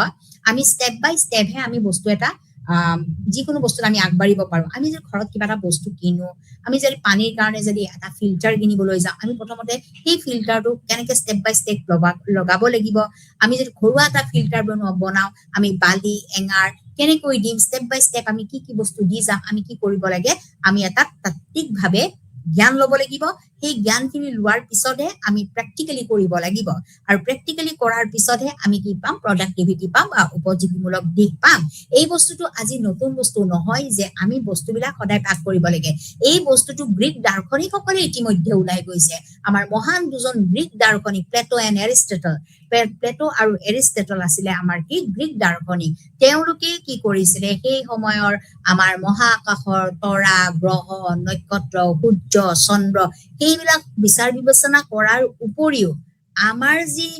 পৰিক্ৰমা জীৱনৰ যি পৰিক্ৰমা আমি যিবিলাক বস্তু শিকো এই শিকোৱা বিষয়বস্তুবিলাক এটা তেওঁ ডিচিপ্লিন ৱাইজ তেওঁলোকে লৈ যোৱাৰ ব্যৱস্থা কৰিছিলে এইটো আমাৰ আজিৰ বস্তু নহয় ইতিমধ্যে আমাৰ গ্ৰীক সভ্যতাতে এইবিলাক গঢ়ি উঠিছিলে আমাৰ যিমানবিলাক সভ্যতা আছে তাৰ ভিতৰত আটাইতকৈ উচ্চ সভ্যতাটো হৈছে গ্ৰীক সভ্যতা চিভিলাইজেশ্যনেই আমাক দি থৈ গৈছে যে আমি প্ৰথমতে কি কৰিব লাগিব তাত্ত্বিক দিশ ল'ব লাগিব থিয়ৰিটিকেল বস্তুখিনি আমি ল'ব লাগিব সাপোজ এজন ডক্টৰ যদি গৈ পেলাই মানুহ এটাক অপাৰেশ্যন কৰিব নোৱাৰে first time he got a theoretical knowledge 5 years পঢ়িব লাগিব আফটাৰ দ্যাট তেওঁ কাম কৰিব লাগিব তাৰপিছতে তেওঁ ডিচাইড কৰিব যে মই পাৰিম থিয়ৰিটিকেল হোৱাৰ পিছতে তেওঁ প্ৰেক্টিকেলত যাব লাগিব গতিকে প্ৰত্যেকটো বিষয়বস্তুৰ এটা ডিচিপ্লিন আছে এই ডিচিপ্লিনৰ প্ৰথমটো পৰিব জ্ঞান আমাৰ প্ৰথমতে জ্ঞান লাগিব আৰু এই জ্ঞানটোৱে আমাক কি কৰিব তাত্ত্বিক দিশত জ্ঞান লোৱাত সহায় কৰিব যেনেকৈ টিচাৰ এজন হ'ব লাগিলে কি লাগিব তেওঁ ভালকে পাছ কৰিছে কিন্তু লগে লগেতো টিচাৰ হ'ব নোৱাৰে he or she qualified by B.Ed degree he is qualified by TET degree এইখিনি থকাৰ পিছতে তেওঁ দক্ষতা থাকিব যে ইমানখিনি তেওঁৰ অভিজ্ঞতা আছে অমুক কলেজত স্কুলত কাম কৰিছে তাৰপিছতে তেওঁ এপ্লিকেবল হ'ব কাৰণ তেওঁ থিয়ৰি নলেজ লোৱাৰ পিছত প্ৰেক্টিকেলিও তেওঁ প্ৰফেশ্যন কৰিব লাগিব বা বিভিন্ন অনুষ্ঠান প্ৰতিষ্ঠানত ক্লাছ কৰিব লাগিব কিবা কৰিব লাগিব যিখিনি তেওঁ প্ৰেক্টিকেল নলেজ সেইখিনি তেওঁ লৈ ল'ব লাগিব এই অৰ্হতাখিনি লোৱাৰ পিছতে তেওঁ নিজকে প্ৰডাকশ্যন অৰ্থাৎ তেওঁ নিজকে উৎপাদিতভাৱে ক'ব পাৰিব যে I am fitted for this particular job বা মই এই ক্লাছটো কৰিবলৈ মই ফিটেড হয় গতিকে এইখিনিয়ে আমাৰ হ'ল কি পেৰাডিক্স যিটো আজীৱন শিক্ষণৰ প্ৰেক্টিচ হিচাপে আমি কি কৰিছিলোঁ ব্যৱহাৰ কৰিছিলোঁ আৰু ব্যৱহাৰ কৰাৰ আগতেই আমাৰ ভাৰতবৰ্ষত ব্যৱহাৰ নোহোৱাৰ আগতেই আমাৰ গ্ৰীক সভ্যতাতে কি কৰা হৈছিলে প্লেটো আৰু এৰিষ্টটল নামৰ এই দুজন ব্যক্তিয়ে কি কৰিছিলে আমাৰ শিক্ষাৰ এই বিষয়বস্তুবিলাক তেওঁলোকে প্ৰেক্টিচ হিচাপে ব্যৱহাৰ কৰি আহিছিলে আৰু এই প্ৰেক্টিচ বিষয়বস্তুটোৱে পৰৱৰ্তী পৰ্যায়ত কি কৰিলে আমাৰ শিক্ষণৰ বহুতো পাঠ্যক্ৰম তত্ত্ব আৰু অনুশীলনৰ উৎস হিচাপে কাম কৰিব পাৰিলে এতিয়া পাঠ্যক্ৰম এখন নহ'লে শিক্ষকে কেতিয়াও পাঠদান কৰিব নোৱাৰে because curriculum is a tool in the hands of the artist curriculum is a tool in the hands of the artist অৰ্থাৎ এই পাঠ্যক্ৰমখন হৈছে শিক্ষকৰ হাতত থকা এটা সঁজুলি without curriculum teaching learning is not possible পাঠ্যক্ৰম অবিহনে আমি পাঠদান কৰিব নোৱাৰো সেই পাঠ্যক্ৰমৰ বিষয়বস্তুখিনি লৈয়ে শিক্ষকে পাঠদান কৰিব গণিতৰ ছাৰজনে গণিতৰ পাঠ্যক্ৰমখন পঢ়িব সমাজ অধ্যয়নৰ ছাৰজনে সমাজ অধ্যয়নৰ পাঠ্যক্ৰম পঢ়িব বুৰঞ্জীৰ জনে বুৰঞ্জী পঢ়িব হিন্দীৰ জনে হিন্দী পঢ়িব ইংলিছৰ জনে ইংলিছ পঢ়িব গতিকে আমাৰ বেলেগ বেলেগ পাঠ্যক্ৰম আছে আমি এখন পাঠ্যক্ৰমে লৈ বহি থাকিব নোৱাৰো বা এখন পাঠ্যক্ৰমৰে আমি জ্ঞান প্ৰদান কৰিব নোৱাৰো গতিকে এইখন হৈছে কি শিক্ষকৰ হাতত থকা এটা বিশেষ সামগ্ৰী গতিকে আমি শিক্ষকজনক সদায় আৰ্টিষ্ট বুলি কওঁ তেওঁ কলাকাৰ বুলি কওঁ শিক্ষাটো কি বুলি কওঁ কলা বুলি কওঁ teaching is an art teacher is an artist how can he make artist আমি যিবিলাক শিক্ষক আছে আমি কলাকাৰ বুলি আমি কওঁ যেনেকে এখন চিনেমা বা এখন থিয়েটাৰত আমি আৰ্টিষ্ট বিলাকে ড্ৰামা কৰি থাকে আমি ধুনীয়াকে চাই থাকো ঠিক সেইদৰে শিক্ষকজনো এজন আৰ্টিষ্ট হ'ব লাগিব তেওঁ যিখন পাঠ্যক্ৰম পঢ়াব তেওঁৰ হাতত থাকিব সেইখনক আমি টুল বুলি কৈছো কিয় তেওঁ তাত থকা বিষয়বস্তুখিনিয়ে আমি প্ৰদান কৰিব লাগিব এতিয়া মই BSc 142 খন পঢ়াই আছো মই ইয়াৰে বিষয়বস্তুখিনি আপোনালোকক ক'ব পাৰিম কিন্তু বেলেগ এখন পাঠ্যক্ৰমৰ বিষয়বস্তু মই কি কৰিব নোৱাৰো ল'ব নোৱাৰো because this is my tool this is curriculum tool in my hand গতিকে মই আৰ্টিষ্ট হিচাপে মই এইখনেই আপোনালোকক পঢ়াব লাগিব তাৰ পিছত আহিল কি পাঠ্যক্ৰমৰ জ্ঞানটো গ'ল তাৰ পিছত আহিল তত্ত্ব এই পাঠ্যক্ৰমৰ ভিতৰত থকা বস্তুখিনিক আমি কি বুলি কৈছো তত্ত্ব বুলি কৈছো থিওৰিটিকেল জ্ঞান বুলি কৈছো যিবিলাক লিখা আছে ইউনিট নাম্বাৰ 1 2 3 4 নাও I have stand in 5 গতিকে মই এতিয়া 5 নম্বৰ ইউনিটত আছো এই তত্ত্বৰ পিছত আমি অনুশীলন কৰিব পাৰিব লাগিব কেনেকৈ আমি অনুশীলন কৰিম এক্সাৰসাইজ যদি আমি এক্সাৰসাইজ নকৰো আমি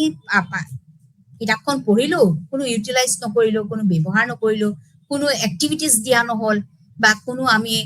ব্যৱহাৰিক জ্ঞান দিয়া নহল প্ৰেক্টিকেল যদি নলেজ নাথাকে আমি কোনো পাঠ্যক্ৰমৰ বিষয়বস্তু সাকসেসফুল হ'ব নোৱাৰে বৰ্তমান সময়ত আপোনালোক সকলোৱে জ্ঞাত কোনোবা যদি চাই আছে লাইভৰ জৰিয়তে মই জনালো বৰ্তমান সময়ৰ প্ৰত্যেকখন পাঠ্যক্ৰম from pre primary level up to the university level আমাৰ সদায় এছাইনমেন্ট আমি লিখিব লাগে কিয় কাৰণে ল'ৰা ছোৱালী এছাইনমেন্ট লিখে কাৰণ সেইটো এটা এক্টিভিটিজ এই কিতাপখন পঢ়ি পেলাই আমাৰ 3টা 4টা এছাইনমেন্ট দিয়া হয় এই এছাইনমেন্টখনৰ বিষয়বস্তুটো হৈছে কি প্ৰেক্টিকেল নলেজ কাৰণ এক্সাৰসাইজ কৰিলে আৰু এই পঢ়া বস্তুখিনিয়ে তেওঁলোকে কি কৰিব লাগিব উত্থাপন কৰিব লাগিব ওকে পাঠ্যক্ৰম তত্ত্ব আৰু অনুশীলনৰ উৎস থাকিব লাগিব 2 নম্বৰটোত লাগিব আটাইতকৈ গুৰুত্বপূৰ্ণ বিষয়বস্তু যেনিবা পাঠ্যক্ৰমখন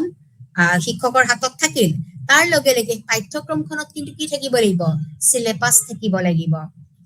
সিলেবাস নোহোৱাকে আমি কি কৰিব নোৱাৰো পাঠ্যক্ৰমৰ বিষয়বস্তু আগবঢ়াই নিব নোৱাৰো without the syllabus curriculum cannot be proceed গতিকে সিলেবাসখনত কিমান ইউনিট থাকিব কোনটো ইউনিটত কিমান সাব ইউনিট থাকিব যেনেকৈ মই আজি ইউনিট নম্বৰ 5 টো কমপ্লিট কৰিম গতিকে এইটো হৈছে সিলেবাসৰ এটা অংক বিশেষ নেক্সট আৰম্ভ হ'ব কি ইউনিট নম্বৰ 6 যাক আমি সিলেবাস বুলি কওঁ যেটো আমাৰ প্ৰথম পেজতে থাকে যে সিলেবাসত কিমানটা আমাৰ অংক থাকিব কিমানটা আমাৰ পাৰ্ট থাকিব এইটো হৈছে পাঠ্যক্ৰমৰ এটা প্ৰক্ৰিয়া তাৰ পিছত সিলেবাসটো হোৱাৰ পিছত আমি কি গলো প্ৰক্ৰিয়া প্ৰসেস কোনটো প্ৰসেসৰ জৰিয়তে আমি পঢ়াম এটো ভাৰ্বেল হ'ব নে নন ভাৰ্বেল হ'ব নে এটো তাত্ত্বিক হ'ব নে এটো ব্যৱহাৰিক হ'ব এটো পাঠ্যক্ৰমখনৰ ওপৰত নিৰ্ভৰ কৰিব যদি এখন ম্যাথছৰ পেপাৰ হ'লেতেন মই কিন্তু আপোনালোকক ভাৰ্বেলি বুজাব নোৱাৰিলোহেতেন মই এটা ম্যাথমেটিক্যাল ক্যালকুলেশনৰ মাজৰে বুজাব লাগিলেহেতেন যদি এখন জিওগ্ৰাফি হ'লেতেন মই জিওগ্ৰাফিক্যাল মেপৰ জৰিয়তেহে আপোনালোকক এই প্ৰক্ৰিয়াটো নিব পাৰিব লাগিব ঠিক এইদৰে এইখন যেহেতু কমপ্লিটলি এখন ৰিটেন ষ্টেটমেন্ট বা এখন পাঠ্যপুথি যিখন পাঠ্যপুথিত কোনো তেনেকুৱা ধৰণৰ ব্যৱহাৰিক জ্ঞানৰ প্ৰয়োজন নাই সেইবাবে প্ৰক্ৰিয়াটো মোৰ কি কৰি গৈ আছো ভাৰ্বেলি মই লেকচাৰ এটা দি গৈ আছো গতিকে আমাৰ পাঠ্যক্ৰম অনুযায়ী আমাৰ প্ৰক্ৰিয়াবিলাক বেলেগ বেলেগ ভূগোলৰ বেলেগ অংকৰ বেলেগ ইংলিছত গ্ৰামাৰ থাকে ফনেটিক ল্যাঙ্গুৱেজ থাকে হিন্দীত বেলেগ অসমীয়াত বেলেগ ৰিজনাল ল্যাঙ্গুৱেজ বিলাকত বেলেগ গতিকে আমি ভাষাটোৱে ৰিজনাল ল্যাঙ্গুৱেজ কৈ আছো কিন্তু পাঠ্যক্ৰম বিলাক আমাৰ কি বেলেগ বেলেগ এটোক আমি প্ৰক্ৰিয়া বুলি কওঁ তাৰ পিছত আহিল সামগ্ৰী কি আমাক ইনস্ট্ৰুমেন্ট লাগিব কি সামগ্ৰীয়ে পাঠ্যক্ৰমখন ভৰ্তি হৈ আছে বা মই যিটো পাঠ্যক্ৰম যিটো পাঠ বুজাম প্ৰত্যেক দিনাই আমি যিবিলাক পাঠ বুজাও তাত কি সামগ্ৰী বা ইনগ্ৰেডিয়েন্টস লম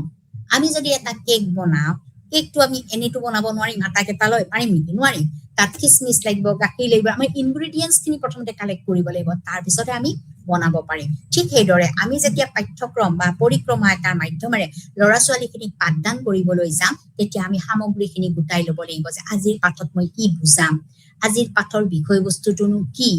কোনটো বিষয়বস্তু কেনেকে আমি ল'ব লাগিব, এইখিনি হৈছে গুৰুত্বপূৰ্ণ বিষয়বস্তু, যাক আমি কি বুলি কওঁ, সামগ্ৰী বুলি কওঁ। তাৰপিছতে আমাৰ কি আহিব, প্ৰেক্টিচ আহিব। প্ৰেক্টিচটো ইতিমধ্যে মই বুজালোৱে। প্ৰেক্টিচ বস্তুটো আমাক 4টা ভাগত ভাগ কৰা হৈছে। এই 4টা ভাগৰ বিষয়বস্তুটো প্ৰথমতে থাকিব লাগিব তাত্ত্বিক জ্ঞান, তাৰপিছত এইটো ৰিফ্লেকশ্যন হ'ব, আৰু এইটোৱে আমাক কি কৰিব, প্ৰতিক্ৰিয়া কৰিব।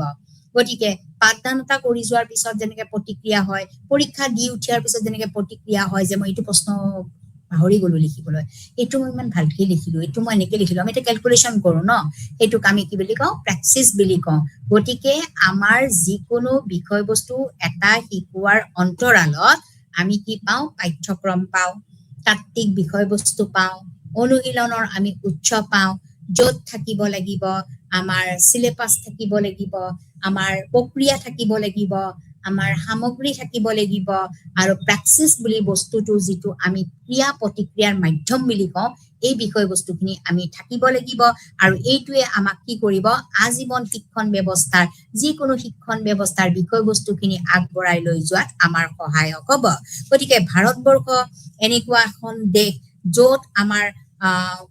Billions of people, 103 billions of people বৰ্তমান আমি চীনৰ সমপৰ্যায় বুলি ক'ব পাৰো, চীনৰ সমানে সমানে আমাৰ এতিয়া জনসংখ্যা। এই ক্ষেত্ৰত আমাৰ যি জীৱনজুৰি শিক্ষণ ব্যৱস্থা এটা বহুত গুৰুত্বপূৰ্ণ বিষয়বস্তু, কাৰণ এই জীৱনজুৰি শিক্ষণ ব্যৱস্থাটোৱে এটা ৰাস্তা দেখুৱাই গৈছে, যিটো ৰাস্তাৰ জৰিয়তে আমি কি কৰিব পাৰিছো, প্ৰত্যেকজন মানুহে নিজেই নিজৰ ভৰিত থিয় দিব পাৰিছো, আৰু যিবিলাক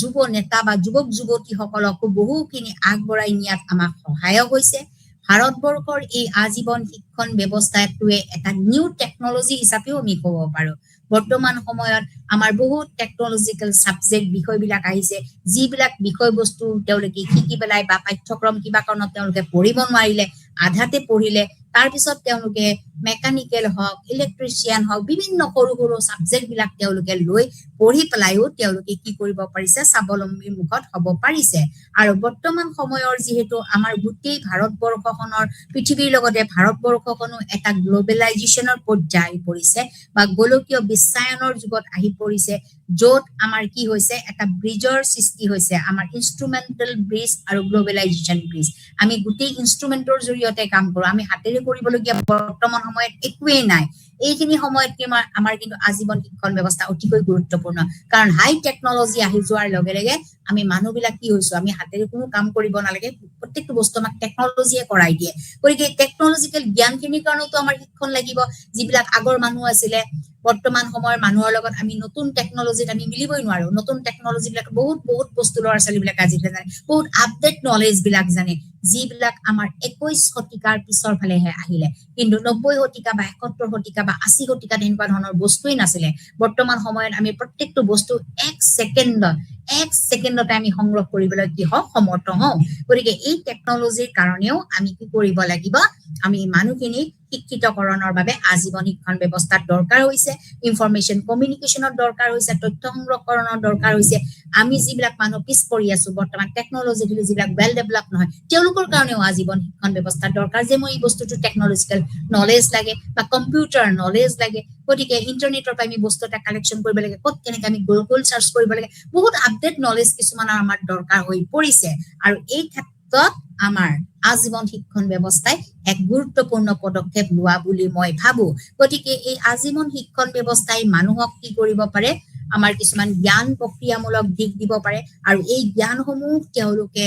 নিজৰ ৰাজ্যৰ উপৰিও তেওঁলোকৰ নিজৰ দেশখনলৈকে আৰু সম্পূৰ্ণ ৰূপে তেওঁলোকে আন্তঃৰাষ্ট্ৰীয় পৰ্যায়লৈ নিয়াৰ বাবেও এটা প্ৰয়াস কৰিব পাৰে। কাৰণ কিয়, আমি দেখিবলৈ পালো যে 2020 চন, it is A very important policy, 2020 the new education policy. এই পলিচিখনি কি কৰিছে, আমাৰ যি গভৰ্ণমেণ্টে কি কৰিছে, সদায় নেশ্যনেল এডুকেশ্যন পলিচিৰ বিষয়বস্তুটো তেওঁলোকে ভকেচনেলৰ দিশলৈ লৈ গৈছে আৰু ভকেচনেলৰ পৰা তেওঁলোকে কি কৰিছে এটা নতুন গোল লৈ পেলাই বা লক্ষ্য লৈ পেলাই আগবাঢ়ি যোৱাত আমাক সহায়ক কৰি আহিছে গতিকে এইখিনি হৈছে আমাৰ যিটো গুৰুত্বপূৰ্ণ বিষয়বস্তু যিটোৱে আমাৰ নতুন শিক্ষা নীতিক সম্পূৰ্ণৰূপে এটা নতুন পৰ্যায়লৈ নিয়াৰ উপৰিও তেওঁলোকে 2030 চনৰ ভিতৰত এটা সুইটেবল গোল বা এটা সম্পূৰ্ণৰূপে সুন্দৰ উদ্দেশ্যৰে আমাৰ এই লাইফ লং লাৰ্নিং বা আমাৰ যিটো জীৱনজুৰি শিক্ষণ ব্যৱস্থাৰ পৰিক্ৰমা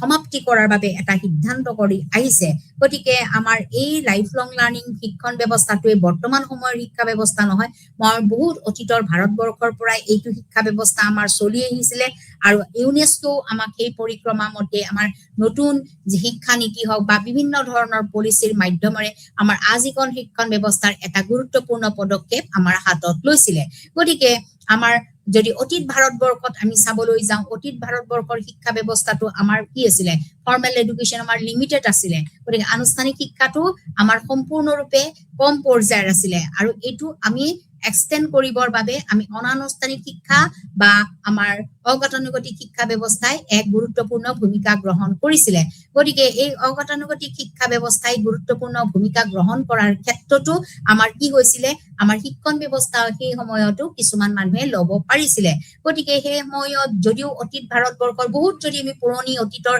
কথা চাবলৈ যাওঁ সেই সময়ত আমাৰ চিকাৰ কাৰ্য আছিল হান্টিং গ্যাদাৰিং ফুড তেওঁলোকে হেনেকে বা ফিচিং বা মাছ ধৰিছিলে এনেকুৱা শিক্ষা ব্যৱস্থাতে তেওঁলোকৰ লিপিবদ্ধ আছিলে বা পেইন্টিং চিত্ৰকলা এনেকুৱা ধৰণৰ শিক্ষাবদ্ধতাতে লিপিবদ্ধ আছিলে পিছলৈকে যেতিয়া আমাৰ গভৰ্ণমেণ্ট ফৰ্ম হ'ল চৰকাৰ গঠন হ'ল তেতিয়াহে আমাৰ ভাৰতবৰ্ষৰ বিভিন্ন কথা আমি ভাবিবলৈ বা চিন্তা কৰিবলৈ ভাৰতবাসীৰ মাজত এটা সময় পালে যেনেকে এগ্ৰিকালচাৰ কৃষি বিষয় বা ভাষা লেংগুৱেজ গতিকে আমাৰ লিখা পঢ়াৰ জ্ঞান গতিকে এনেকুৱা ধৰণৰ শিক্ষা ব্যৱস্থা বা টেকনলজি উচ্চ প্ৰযুক্তিমূলক শিক্ষা ব্যৱস্থাই আমাক কিদৰে জীৱনজুৰি শিক্ষণ পৰিক্ৰমাত সহায় কৰিব তাৰ বাবে এটা পদক্ষেপ হাতত লোৱা হ'ল তাৰ পিছত আমাৰ ভাৰতবৰ্ষৰ যিটো মেডিয়েভেল এজ বা আমাৰ যিটো মধ্যৱৰ্তী আমাৰ সময় আছিল এই মধ্যৱৰ্তী সময়তো আমাৰ কি কৰা হৈছিলে আমাৰ শিক্ষা ব্যৱস্থাটো বিশেষভাৱে আমাৰ কি হৈছিলে শিক্ষা ব্যৱস্থাটো আমাৰ বিভিন্ন পৰিক্ৰমাৰ মাজেৰে আগবঢ়িছিলে গতিকে হিন্দুসকলে কি কৰিছিলে গুৰুগৃহত গৈছিলে গতিকে ইছলামিকসকলে কি কৰিছিলে মছজিদ বা মছজিদত গৈছিলে ঠিক সেইদৰে আমাৰ যিখিনি বৌদ্ধ ধৰ্ম তেওঁলোকে বুদ্ধিষ্ট মং বিলাকত গৈছিলে আমাৰ সেনেকুৱা ধৰণৰ শিক্ষা ব্যৱস্থাই এটা আমাৰ বিশেষ স্থান লাভ কৰি আহিছিলে মুঠৰ পৰা আমাৰ এই শিক্ষণ ব্যৱস্থাটো লাইফ লং লাৰ্নিং হিচাপে যদিও তেওঁলোকে স্বীকৃতি পোৱা নাছিলে এটা পৰ্যায় মাধ্যমেৰে তেওঁলোকে আগবাঢ়ি গৈছিলে তাৰ উপৰিও আমাৰ যি বৃত্তিমূলক শিক্ষা ব্যৱস্থা এই বৃত্তিমূলক শিক্ষা ব্যৱস্থাও আমাক কি কৰিছিলে আমাৰ বিশেষভাৱে এটা পদক্ষেপ হাতত লোৱাৰ বাবে আমাৰ ব্ৰিটিছাৰ সকলে আমাৰ যিখিনি ব্ৰিটিছ আমাৰ ভাৰতবৰ্ষৰ ব্ৰিটিছাৰ সকলে যেতিয়া আহিলে 100 বছৰৰ ৰাজত্বৰ কালতো তেওঁলোকে শিক্ষা ব্যৱস্থা আগবঢ়াই তেওঁলোকে লৈ গৈছিলে কিন্তু সেই শিক্ষা ব্যৱস্থাটোকে আমাৰ ডমিনেটিং শিক্ষা ব্যৱস্থা আছিলে বা ভাৰতবৰ্ষৰ মানুহখিনিয়ে কিছু সংখ্যকে আমাৰ শিক্ষা ল'ব পাৰিছিলে আৰু কিছু সংখ্যকে শিক্ষা ল'ব পৰা নাছিলে গতিকে সেইখিনি সময়ত এনেকুৱা ধৰণৰ উচ্চ শিক্ষাৰ ব্যৱস্থা নাছিল যদিও এই শিক্ষা ব্যৱস্থাটোৱে মানুহক কিন্তু বহু প্ৰয়াসিকমূলকভাৱে আগবাঢ়ি যোৱাত সহায় কৰিছিলে কিন্তু 19শ শতিকাৰ আগভাগত আমাৰ কি কৰা হ'ল আমাৰ শিক্ষা ব্যৱস্থা এটা গুৰুত্বপূৰ্ণ পদক্ষেপ হাতত লোৱা হ'ল তাৰ পিছত আমাৰ এনইপি গঠন হ'ল 1986 ত হ'ল 1992 হ'ল গতিকে আমাৰ শেহতীয়াভাৱে যিখন 2020 চনৰ যিখন নতুন শিক্ষানীতি এই শিক্ষানীতিয়ে আমাৰ জীৱনজুৰি শিক্ষণ প্ৰক্ৰিয়া পৰিক্ৰমা আমাক ভালদৰে আগবঢ়াই নিয়াত সহায় কৰিলে আৰু এইখিনিতে তেওঁলোকে কি কৰিব পাৰিছে ভাৰতৰ জনগণই নিজকে সমৰ্থিত হ'ব পাৰিছে আৰু মূল খুঁটিলৈ তেওঁলোকক অহাত সহায় কৰিছে যে ইয়াত কোনো ধৰণৰ এতিয়া আমাৰ ভাৰতবৰ্ষৰ অশিক্ষিত মানুহ নাই বুলি আমাৰ চৰকাৰে ঘোষণা কৰিছে আৰু শেহতীয়াভাৱে 100% মানুহে সাক্ষৰতা লাভ কৰাৰ ফালে পৰিক্ৰমা আগবঢ়িছে গতিকে এই ক্ষেত্ৰত আমি কি কৰিব লাগিব জীৱনজুৰি শিক্ষণ ব্যৱস্থাক আমি এতিয়া প্ৰায়ৰিটি দিব লাগিব বা স্থান দিব লাগিব যিটোৱে আমাৰ শিক্ষা ব্যৱস্থা বহুল পৰিমাণে আমাৰ মূল খুঁটিলৈ আনাত সহায় কৰিছে ইয়াত কোনো ধৰণৰ শিক্ষিত বা অশিক্ষিত বুলি এতিয়া প্ৰশ্ন আমাৰ নুঠে কোনো ধৰণৰ আনুষ্ঠানিক বা অনানুষ্ঠানিক বা অগতানুগতিক শিক্ষা ব্যৱস্থা বুলি নাহে যিহেতু বিশ্ববিদ্যালয় অনুদান আয়োগে কৈছে যে লাইফ লং লাৰ্নিং বা জীৱনজুৰি শিক্ষণ ব্যৱস্থা আমি এটা বিশ্ববিদ্যালয়ৰ বিভাগ খুলিছো আপোনালোকে বিভিন্ন বিশ্ববিদ্যালয়ত গ'লে দেখা পাব extension department continuing department, continuing education, এইবিলাক হৈছে আমাৰ কি দূৰ শিক্ষা ব্যৱস্থাৰ এটা পৰিক্ৰমা। আৰু নিজেও আপোনালোকে ইগনোৰ জৰিয়তে ইন্দিৰা গান্ধী নেশ্যনেল অপেন ইউনিভাৰ্চিটিৰ জৰিয়তে ডিষ্টেন্স এণ্ড অপেন এডুকেশ্যনত আপোনালোকে কি কৰি আছে, ক্লাছবিলাক কৰি আছে। ইয়াৰ পৰা আমি কি উলিয়াব পাৰো? গতিকে ইয়াৰ যিটো পেৰাটিক্স আমাৰ সম্পূৰ্ণৰূপে তাত্ত্বিকৰ লগতে ব্যৱহাৰিক দিশটো আমাক আগবঢ়াই লৈ গৈছে। সেই মৰ্মে ভাৰতবৰ্ষত কি কৰা হৈছে, কাৰিকুলাম প্ৰস্তুত কৰা হৈছে, পাঠ্যক্ৰম প্ৰস্তুত কৰা হৈছে, থিয়ৰিটিকেল জ্ঞান দিয়া হৈছে, তাত্ত্বিক দিশৰ জ্ঞান দিয়া হৈছে, অনুশীলন কৰা হৈছে, এক্সাৰচাইজ দিয়া হৈছে। তাৰ পৰিক্ৰমা স্বৰূপে আমি কিছুমান প্ৰক্ৰিয়া হাতত লৈছো যে সেইসকল ব্যক্তিক আমি কোনটো মাধ্যমেৰে আমি লৈ যাম, কি কি বস্তু লৈ যাম হাতত, কি কি প্ৰেক্টিছ লৈ যাম, এইখিনিয়ে আমাক কি কৰিছে, গোটেই জীৱনজুৰি শিক্ষণ ব্যৱস্থাটো সম্পূৰ্ণৰূপে আমাৰ আন্তঃগঠনিমূলকভাৱে আগবাঢ়ি যোৱাত আমাক সহায় কৰিছে। গতিকে পাঠ্যক্ৰম বুলি ক'লে অকল আমাৰ জ্ঞান এনেকৈয়ে সন্নিৱিষ্ট থাকিব নালাগিব যে ইয়াত আমি পঢ়িলো আৰু পৰীক্ষা দিলো, আমি পাছ কৰি গলো। গতিকে আমাৰ সকলোবিলাক বিষয়বস্তুৱে হৈছে কি আজীৱন শিক্ষণৰ শৰীৰ আৰু মন দুয়োটাকে আকৃতিত ৰখা। এইখিনিতে মোৰ আজিৰ পাঠটো সমাপ্ত হ'ল। গতিকে আপোনালোকক সকলোকে ধন্যবাদ জনাই মোৰ পাঠ সামৰণি কৰিলো। নমস্কাৰ।